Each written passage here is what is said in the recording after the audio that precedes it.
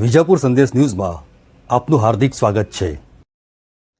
તાજેતરમાં પાટનગર ગાંધીનગર ખાતે ઇન્ડિયન લાયન્સ સ્વર્ણિમ ક્લબનો ગ્રીન એપલ હોટલમાં 32મો સ્થાપના દિવસ ઉજવાઈ ગયો।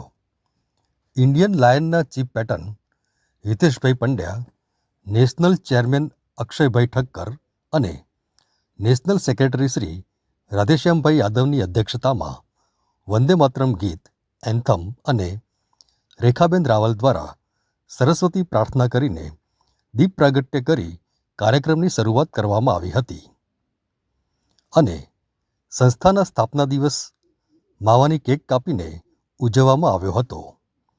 સ્વર્ણિમ ક્લબના પ્રેસિડેન્ટ શ્રી ડૉક્ટર ગુલાબચંદ પટેલ દ્વારા સ્વાગત પ્રવચન કરવામાં આવ્યું હતું અને ઉપસ્થિત અતિથિઓનું ફૂલછડીથી સન્માન કરવામાં આવ્યું હતું।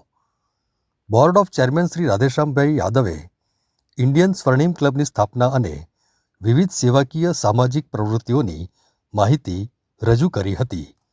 આ પ્રસંગે શ્રી હિતેશભાઈ પંડ્યા અને શ્રી અક્ષયભાઈ ઠક્કરે જણાવ્યું હતું કે ઇન્ડિયન લાયન્સ સ્વર્ણિમની 75 જેટલી ક્લબો હતી અને અન્ય રાજ્યો અને મહારાષ્ટ્રમાં પણ છે।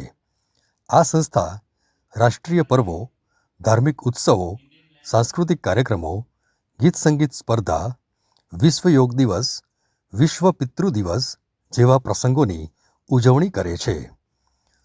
નૂતન વર્ષના આગમન સમયે ગાંધીનગરના પંચદેવ મંદિર ખાતે સૂર્યદેવને જલનો અર્ઘ્ય આપીને સ્વાગત કરવામાં આવે છે। હાલમાં ઇન્ડિયન લાયન્સ સ્વર્ણિમ ક્લબમાં ગાંધીનગરનું સુકાન ડૉક્ટર ગુલાબચંદ પટેલ ખૂબ સુંદર રીતે સંભાળી રહ્યા છે। આ પ્રસંગે સંસ્થાની બહેનો દ્વારા ગુજરાતના ભાતીગળ ગરબા રમીને સ્થાપના દિવસની ઉજવણી નિમિત્તે હર્ષાન્વિત થયા હતા। આ કાર્યક્રમનું સુંદર સંચાલન ડૉક્ટર દૈવત શુક્લા દ્વારા કરવામાં આવ્યું હતું અને અંતે રાષ્ટ્રગીત ગાઈને સ્વરૂચિ ભોજન લઈ સૌ છૂટા પડ્યા હતા।